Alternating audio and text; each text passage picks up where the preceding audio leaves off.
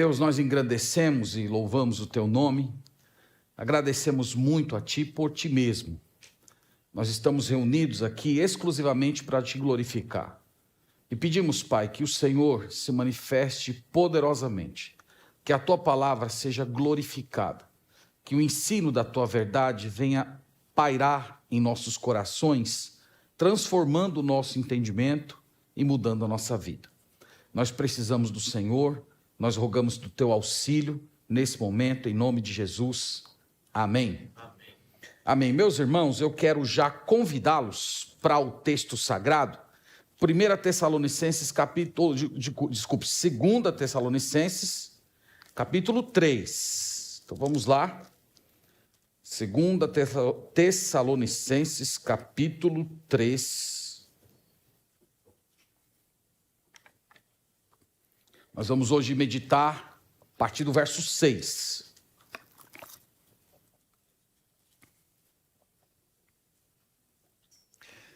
Nessa semana foi celebrado o Dia do Trabalho em nosso país.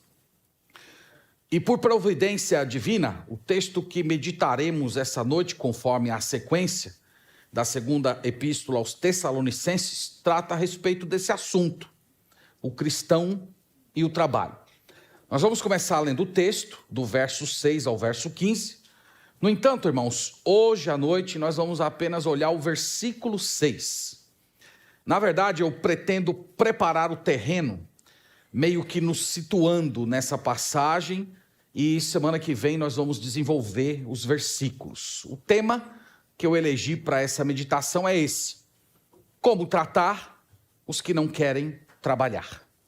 Então, há pessoas que não querem trabalhar, e a Escritura tem uma orientação especial para abordar e para lidar com essas pessoas.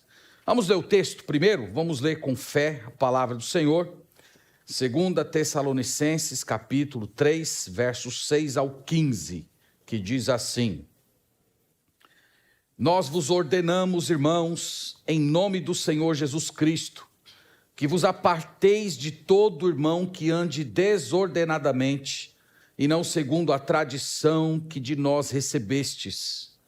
Pois vós mesmos estáis cientes do modo por que vos convém imitar-nos, visto que nunca nos portamos desordenadamente entre vós, nem jamais comemos pão à custa de outrem. Pelo contrário, em labor e fadiga, de noite e de dia, trabalhamos a fim de não sermos pesados a nenhum de vós. Não porque não tivéssemos esse direito, mas por termos em vista oferecer-vos exemplo em nós mesmos para nos imitardes. Porque quando ainda convosco vos ordenamos isto: se alguém não quer trabalhar, também não coma. Pois de fato estamos informados de que entre vós há pessoas que andam desordenadamente, não trabalhando, antes se intrometem na vida alheia. A elas, porém, determinamos e exortamos no Senhor Jesus Cristo que, trabalhando tranquilamente, comam o seu próprio pão. E vós, irmãos, não vos canseis de fazer o bem. Caso alguém não preste obediência à nossa palavra dada por esta epístola, notai-o, nem vos associeis com ele para que fique envergonhado. Todavia, não o considereis por inimigo, mas adverti-o como irmão. Amém. Amém. Então, irmãos, vocês perceberam que todo o parágrafo trata a respeito do trabalho. E nós vamos hoje meditar a respeito desse assunto. Antes de tudo, queria levantar a seguinte questão: por que as pessoas trabalham? O que é que normalmente move o coração das pessoas ao trabalho?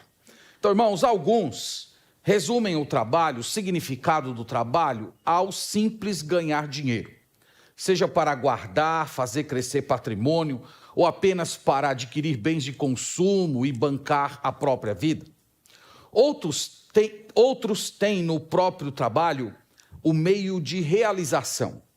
Então, o sucesso, aquela satisfação interna, o reconhecimento público do trabalho feito são o objetivo de vida.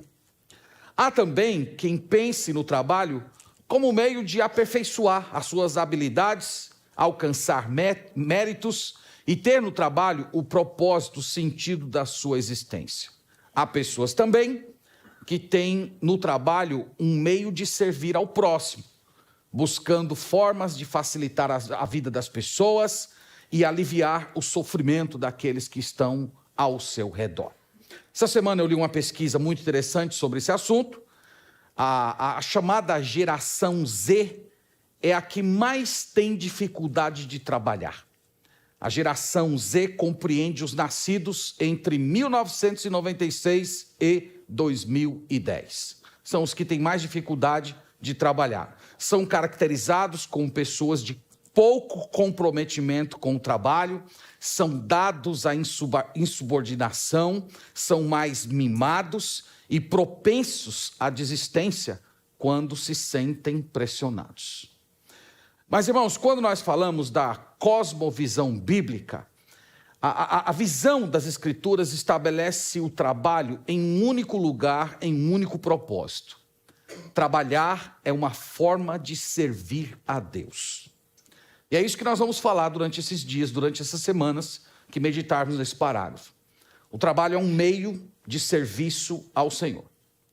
Mas essa percepção do trabalho como uma atividade santa demorou muitos anos para ser reconhecida pelo povo de Deus. Só para vocês terem uma ideia, no chamado judaísmo do segundo templo, eu uso essa expressão várias vezes aqui na igreja. Quando eu falo judaísmo do segundo templo, eu estou falando daquele judaísmo legalista, apóstata, dos tempos do Novo Testamento, combatido por Jesus, diferente do judaísmo do primeiro templo, do Antigo Testamento. Esse judaísmo do Novo Testamento via o trabalho como sendo uma atividade desprezível.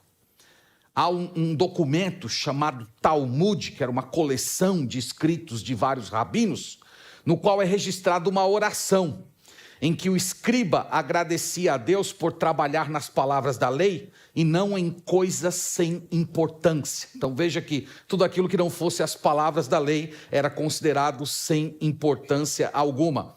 A oração termina, inclusive, dizendo que os que se dedicam ao estudo da lei caminham para a vida, enquanto os que trabalham em demais ocupações, eles acabam indo em direção ao fundo do poço.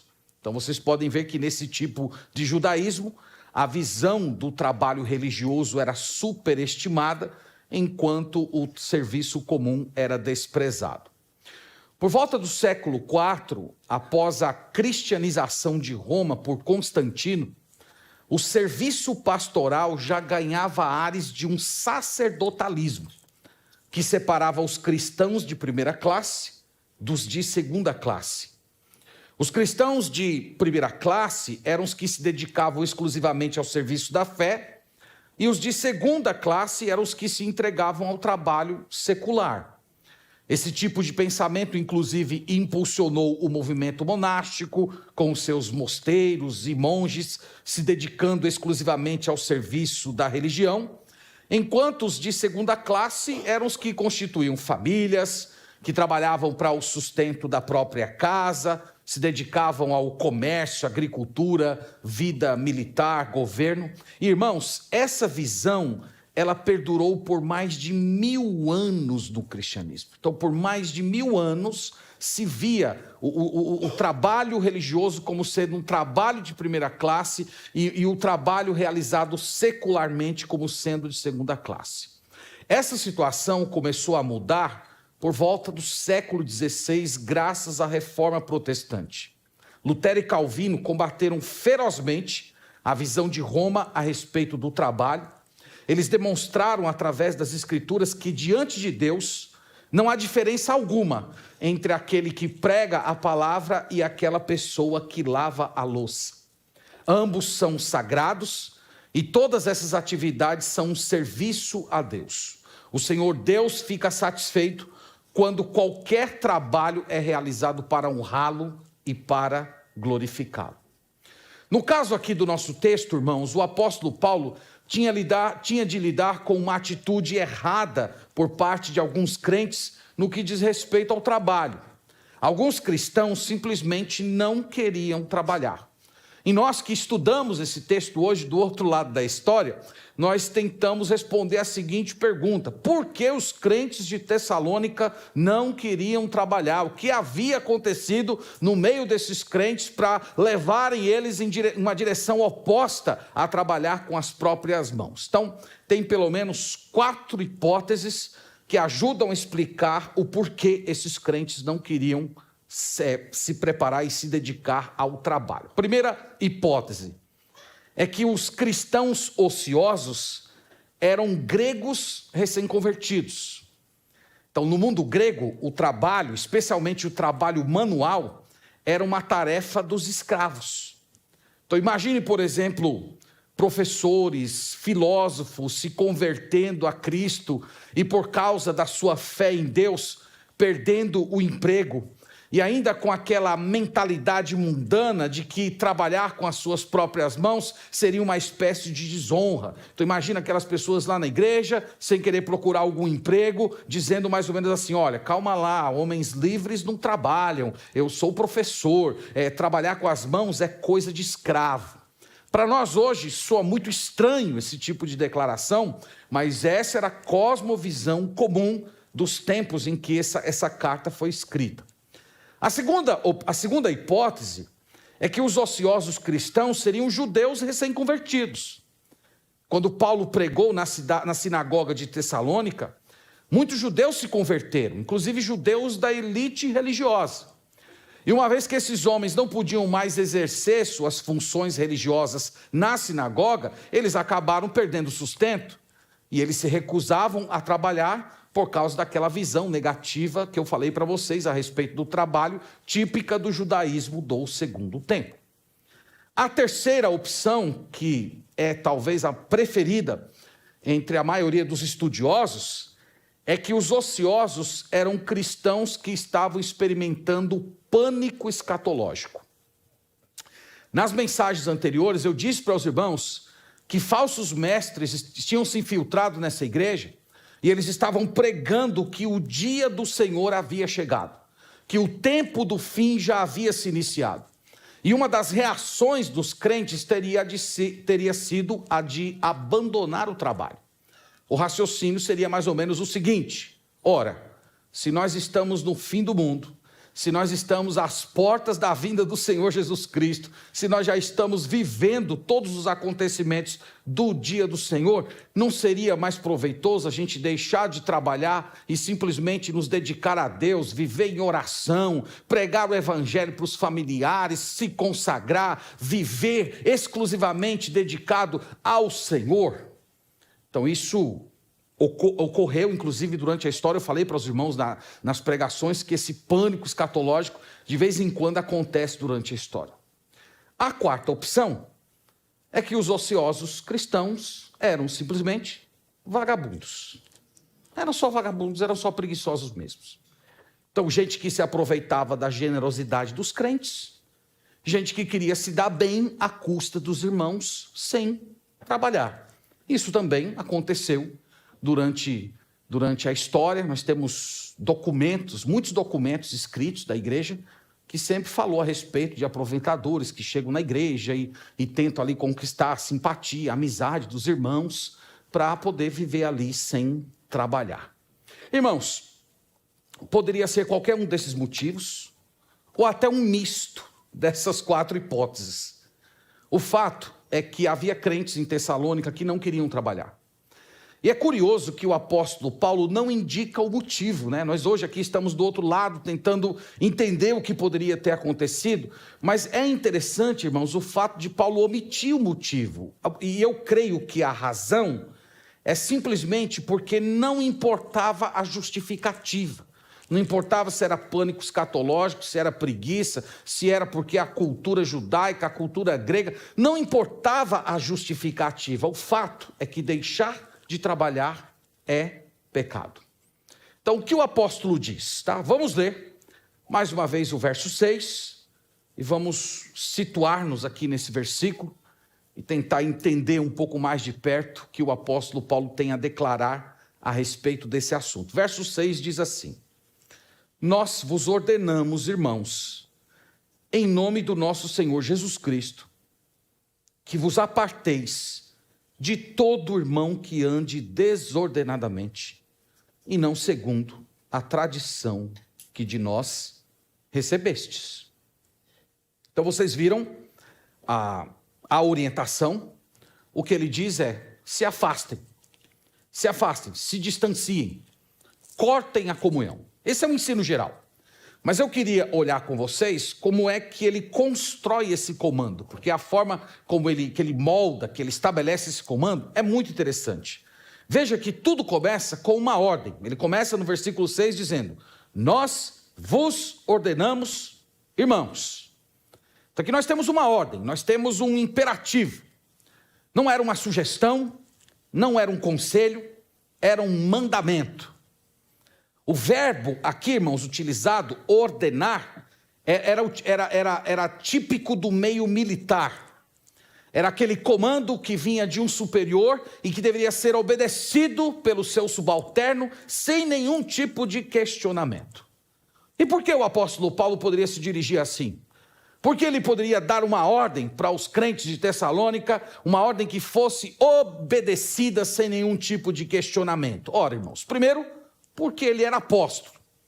Ele era um dos homens pelos quais Cristo estava colocando os fundamentos da sua igreja. E além disso, ele era o pai desses irmãos. Ele fundou essa igreja. A maioria dessas pessoas se converteram com ele. Então a sua fala era uma fala de autoridade, porque ele era apóstolo, mas porque ele também era o pastor, ele era o fundador daquela igreja. Os irmãos devem ter percebido que ele usa o pronome nós. Nós vos ordenamos. Nós aqui é para mostrar que ele não estava sozinho. Lá no início da carta, ele menciona Silas e Timóteo, que participaram com ele da fundação dessa igreja. Então esses homens estiveram com ele. Então é como se Paulo estivesse dando uma ordem diante da sua autoridade apostólica, mas também com a anuência desses dois grandes missionários que ajudaram a fundar a igreja. Nós vos ordenamos, irmãos. Segundo lugar, nós temos o fundamento dessa ordem. Em que essa ordem se apoia? Pode ver aí que ele diz: nós vos ordenamos, irmãos, em nome do Senhor Jesus Cristo. Nós falamos hoje pela manhã um pouco do significado dessa expressão, em nome do Senhor Jesus.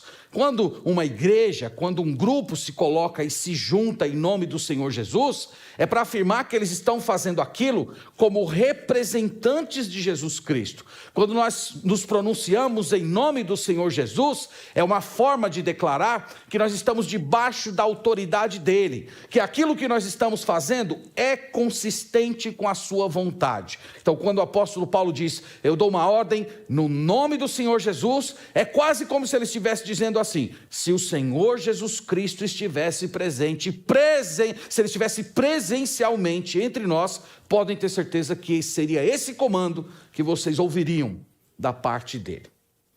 Em seguida, temos o mandamento.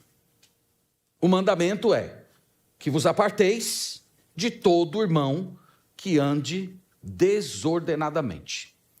Esse verbo apartar, ele significa cortar o relacionamento familiar. Ele significa manter-se distante.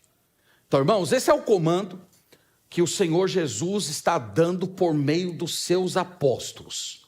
É uma ordem que faz parte daquele processo que nós chamamos de disciplina eclesiástica, conforme falamos hoje pela manhã. Em 1 Coríntios capítulo 5, Paulo ordenou que aquele crente imoral fosse expulso da igreja. E aqui nós temos uma ordem para que os ociosos fossem apartados da comunhão com o povo de Deus. A pergunta, irmãos, que normalmente se levanta diante de tudo que nós vimos aqui é essa: por que essa ordem é tão severa? Por que tratar com tanta severidade, cortar a comunhão na igreja de uma pessoa porque ela é preguiçosa? O texto explica que esses homens, eles estavam se tornando obstinados. Eles já tinham sido exortados em outro momento a abandonarem o pecado da ociosidade e trabalhar. Você pode ver isso em 1 Tessalonicenses 4:11.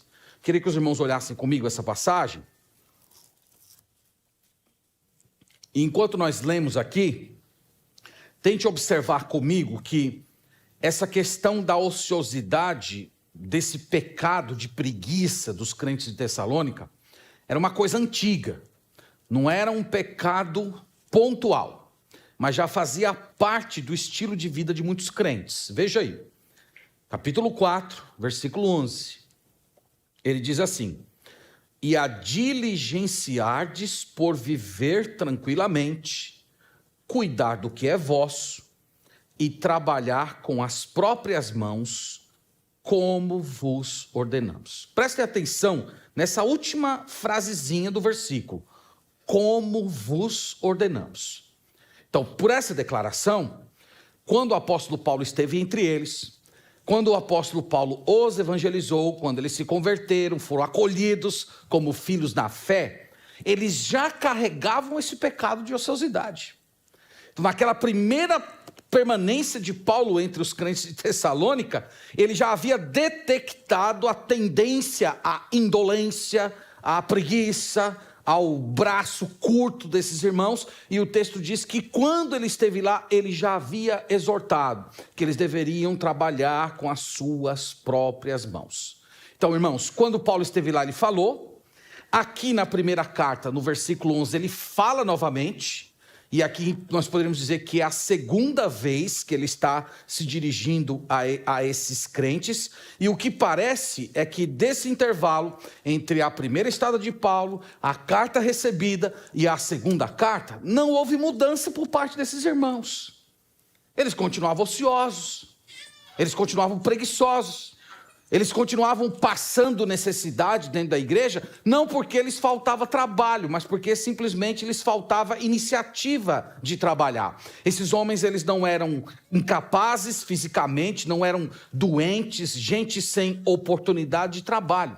Então, irmãos, depois de todas essas exortações e muita paciência por parte do apóstolo Paulo, agora ele ordena que a igreja tome uma posição, que ela haja com respeito àqueles que não querem trabalhar. Então, irmãos, esses crentes, eles se constituíam como maus exemplos na igreja, eles sobrecarregavam os irmãos e ainda eram um tremendo mau testemunho para a comunidade. Então, Paulo diz, eles deveriam ser cortados da comunhão. Toda a igreja deveria se afastar deles. Continuando no versículo, torne lá, por favor, tem mais um detalhe aqui que eu quero chamar a atenção de vocês, é que Paulo diz que eles andavam desordenadamente. Veja aí, ele fala assim, que vos aparteis de todo irmão que ande desordenadamente. Esse vocábulo desordenado significa indisciplinado, fora de sintonia. Ele era utilizado nos tempos antigos para falar de soldados que ficaram fora da formação. Então, vocês já viram lá, quando os soldados ficam todos bem alinhados e tem uma pessoa que simplesmente se recusa a ficar no mesmo alinhamento da tropa. Então, essa palavra, ela era utilizada para quem era rebelde. Então, aqui, irmãos, está a explicação do porquê essa ordem é tão severa. Porque além de ser um pecado que eles estavam carregando por muito tempo já, eles estavam obstinados, se permitindo obstinar no pecado da preguiça. Por isso o apóstolo Paulo é tão duro. Uma outra razão que justifica a severidade do apóstolo está no final do verso. Veja lá no final do verso, ele diz assim, e não segundo a tradição que de nós recebestes. A palavra tradição aqui, irmãos, tem a ver com o ensino apostólico. Enquanto o Novo Testamento ainda não estava escrito, o ensino dos apóstolos, as palavras de Jesus, chegava às pessoas por meio da oralidade e algumas vezes pequenos escritos. E isso era chamado pelos cristãos, pelos próprios apóstolos, era chamado de tradição. No final do primeiro século, o ensino dos apóstolos foi todo reunido naquilo que nós chamamos hoje de Novo Testamento. Eu estou fazendo essa distinção porque a igreja de Roma usa a palavra tradição em um sentido diferente. eles utilizam esse termo para se referir a um corpo de doutrinas que estão para além do Novo Testamento, que foi desenvolvida ao longo dos séculos, inclusive com certos ensinos que até contradizem o Novo Testamento. Então, tradição não tem nada a ver com o que o apóstolo Paulo está empregando aqui. No caso dos Tessalonicenses, Paulo diz que eles já haviam recebido essa tradição, isto é um conhecimento que já havia chegado a eles naquele tempo em que Paulo esteve ministrando a eles. Irmãos, esse comando aqui do apóstolo Paulo, se apartar daquele que está andando desordenadamente, ele está em pleno acordo com aquilo que o Senhor Jesus ensinou. Lá em Mateus 18, do verso 15 ao verso 18. Eu mencionei esse texto hoje pela manhã. O Senhor Jesus, naquele texto, ele estabeleceu o processo pelo qual uma pessoa é expulsa da igreja, que ela é apartada da comunidade. O Senhor Jesus estabeleceu um processo de 4 etapas. Primeiro, uma conversa pessoal. Segundo, uma admoestação envolvendo um grupo, pessoas. Terceiro, a advertência da igreja.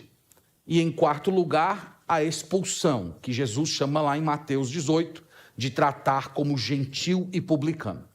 No caso aqui que nós estamos lendo, nós podemos inferir que eles estavam na etapa 3. Então, a primeira etapa, conversa pessoal. A segunda etapa, uma conversa em um grupo. A terceira etapa, uma conversa com a igreja. Essas pessoas ainda não haviam sido expulsas da igreja. Elas ainda não haviam sido desligadas. Ainda aqui não era um caso de excomunhão. Então, como é que nós sabemos que isso aqui é a terceira etapa do ensino de Jesus, conforme Mateus 18? Por causa da declaração do verso 15. Olhe comigo aí, por favor. Verso 15 diz assim: todavia, não o considereis por inimigo, mas advertiu como irmão.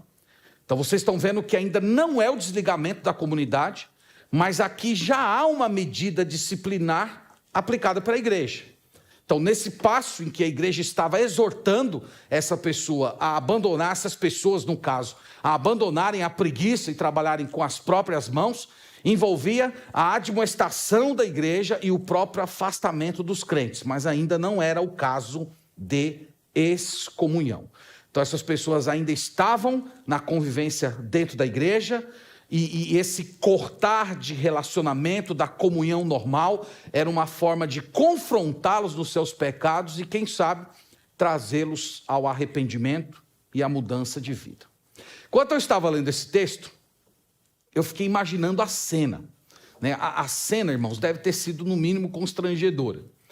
Porque a carta chegava, evidentemente, trazida por alguém amando do apóstolo Paulo, e essa carta era lida publicamente na igreja. Então você imagina lá, juntou a igreja de Tessalônica todinha, todo mundo feliz, nosso apóstolo mandou uma carta para a gente, vamos ler essa carta hoje, na hora do culto, está todo mundo sentado lá para ouvir, inclusive os preguiçosos, e a pessoa vai lendo, se aparte de todo aquele que anda desordenadamente.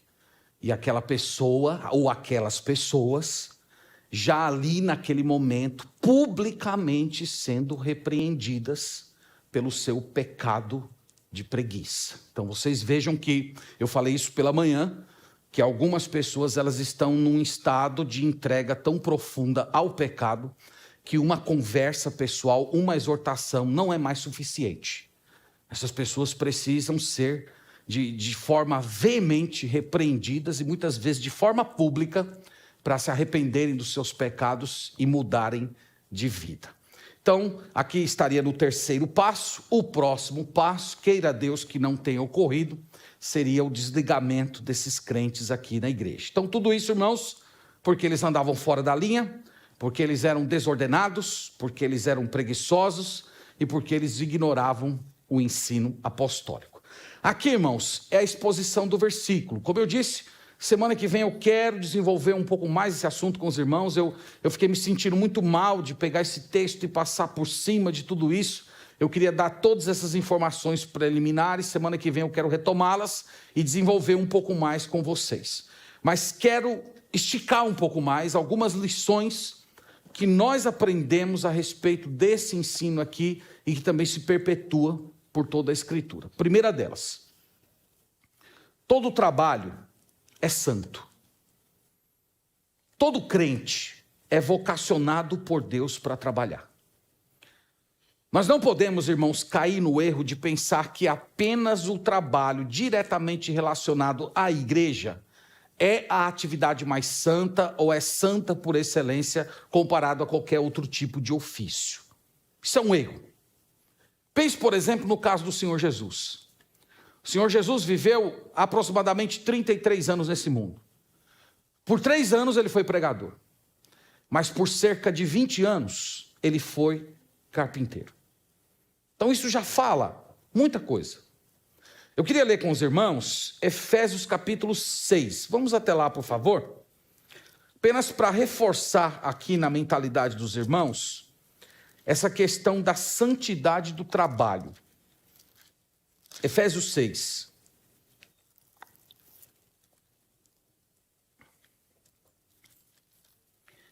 Efésios 6, versículo 5. Note bem a linguagem que o apóstolo Paulo usa para falar do trabalho. Ele diz assim: quanto a vós outros, servos, obedecei a vosso Senhor segundo a carne, com temor e tremor, na sinceridade do vosso coração, como a Cristo. Então, em primeiro lugar, ele coloca aqui para os servos, e onde se lê servos aqui, irmãos, leia-se, na verdade, escravos. Ele está escrevendo aqui para escravos cristãos.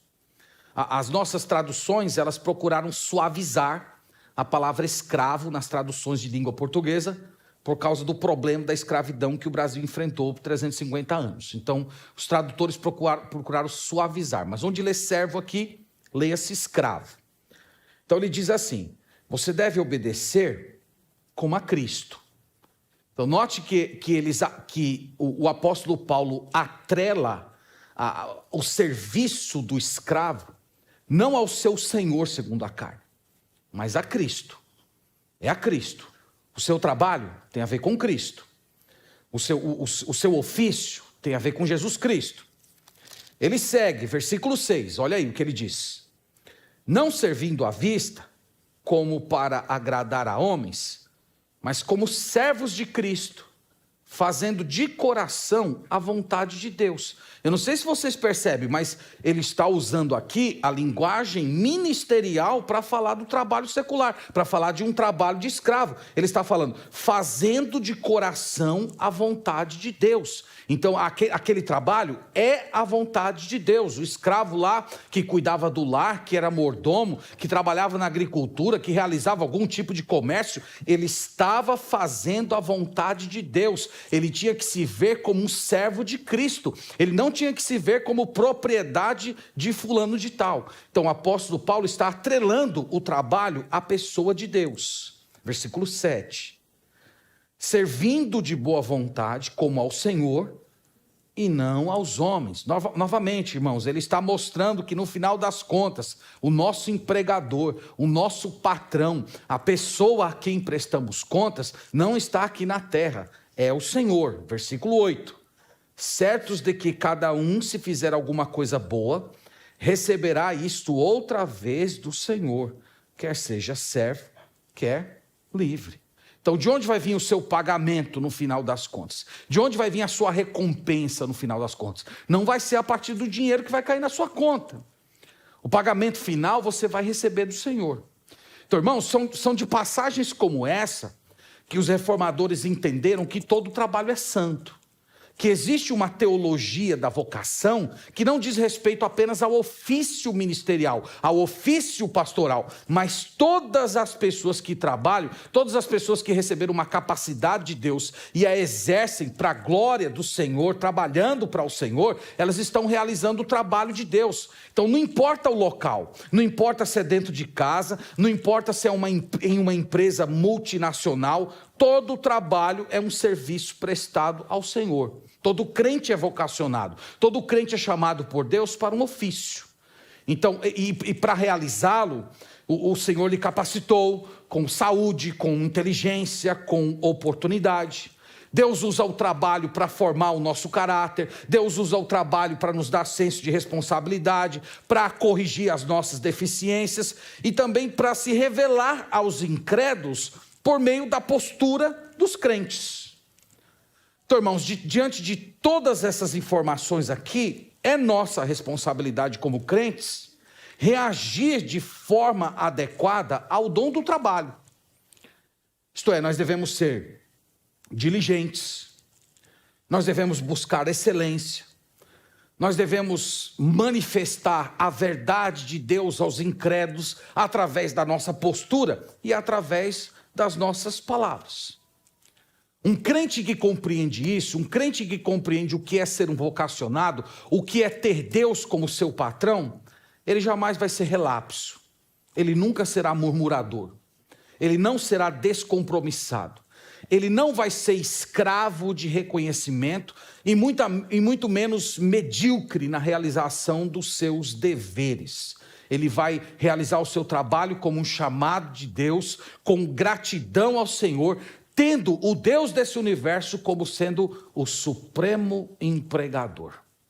Eu trabalho para o Senhor é o meu patrão, é a Ele que eu presto contas. Ele está me vendo em cada momento. Eu estou realizando com excelência para a glória dele. Então, irmãos, essa é a visão bíblica, essa é a visão cristã a respeito do trabalho, e é esse tipo de cosmovisão que precisa moldar a nossa mente. Nós precisamos quebrar de uma vez por todas essa visão mundana do trabalho como um fim em si mesmo, apenas como um meio de você ganhar dinheiro, aquela coisa que muitas vezes as pessoas falam, esse fulano finge que me paga e eu finjo que trabalho, e vira aquela hipocrisia. Crentes não podem viver dessa maneira. Nós trabalhamos para o Senhor. Segunda lição. A igreja de Deus precisa distinguir os necessitados dos desordenados. Na igreja de Deus tem necessitado, mas na igreja de Deus também tem os desordenados. O povo de Deus sempre foi sensível aos necessitados. Os crentes nunca se negaram a dividir o pão e até sustentar os que são vulneráveis. Na verdade, a visão que tem orientado a igreja de Deus ao longo dos séculos é que prover para os necessitados equivale a prover para o Senhor Jesus. Estou lá em Mateus 25, queria conduzi-los até lá, por favor. Mateus 25, e vocês vão ver aqui a relação entre prover para o necessitado e prover para o Senhor Jesus Cristo.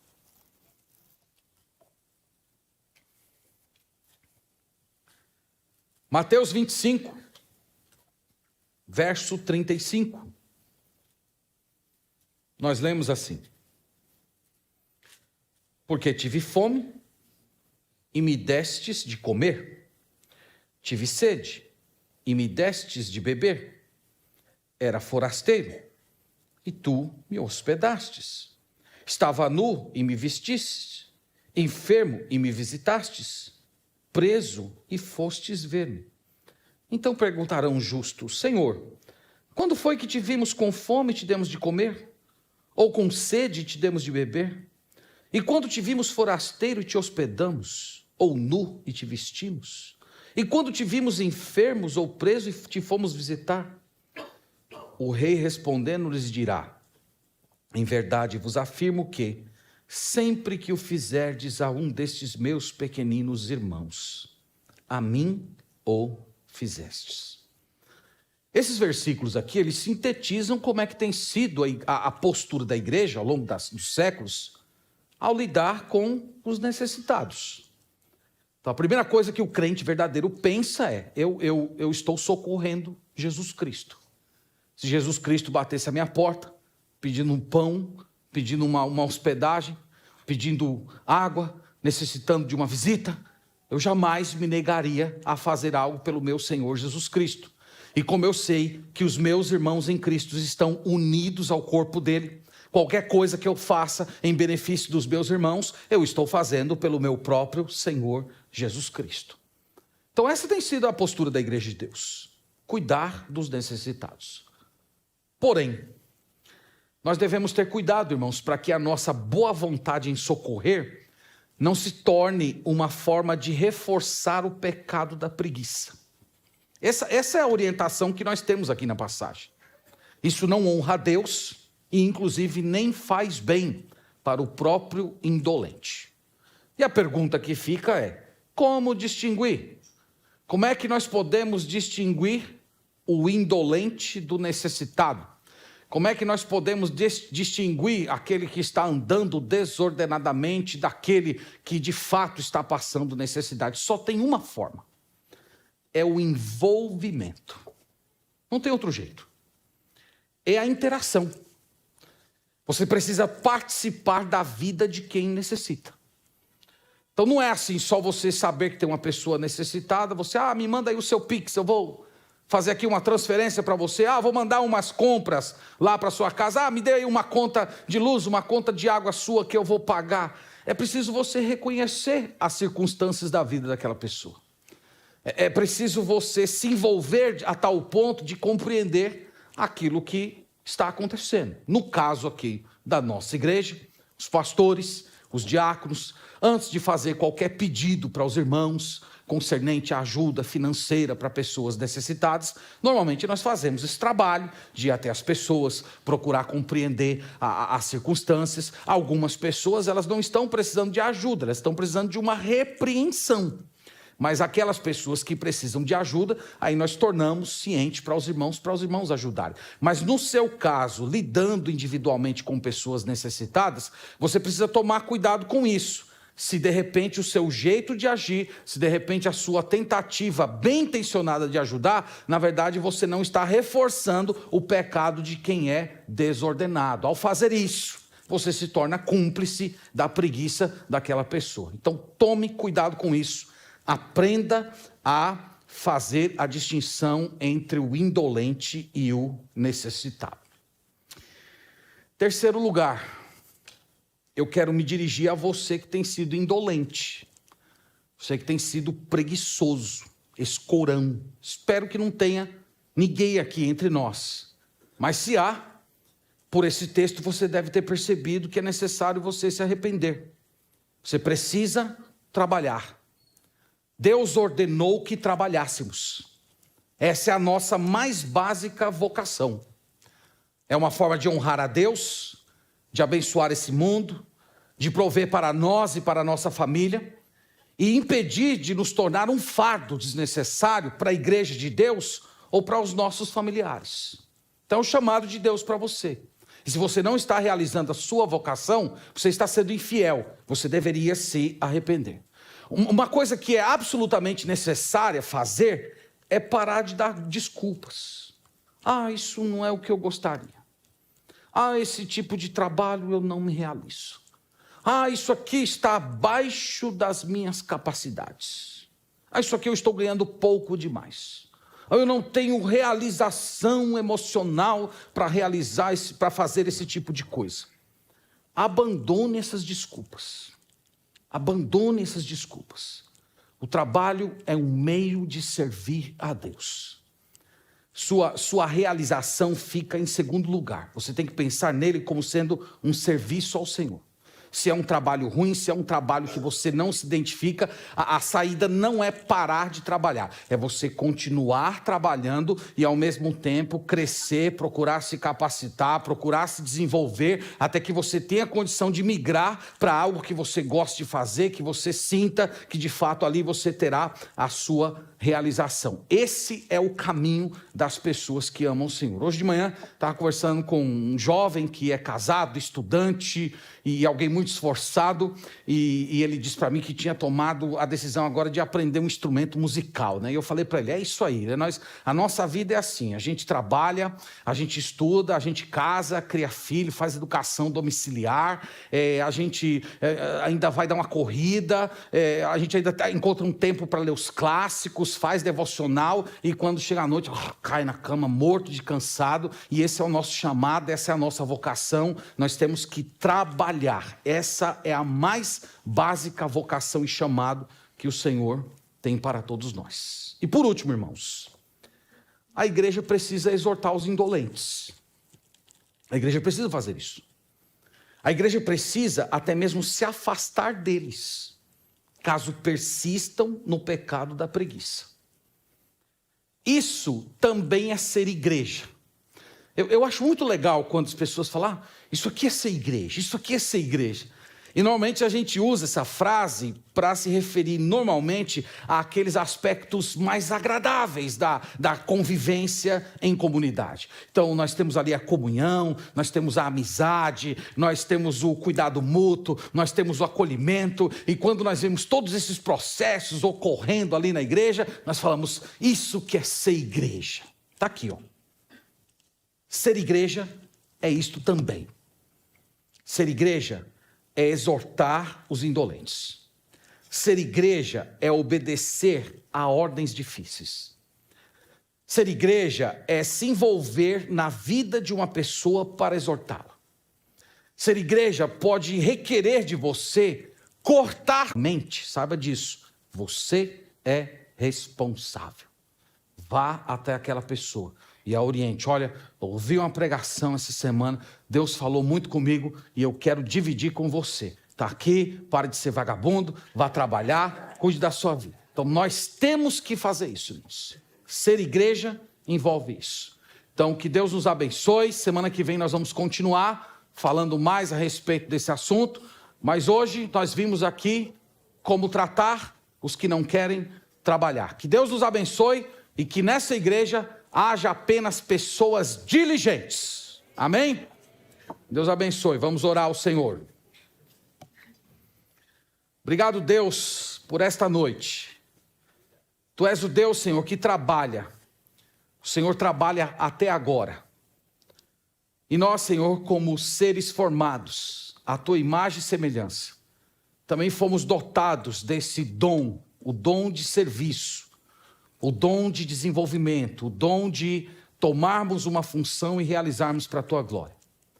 É verdade, Pai, que o pecado prejudicou toda essa tarefa, mas ele não nos desculpa da ausência do dever santo.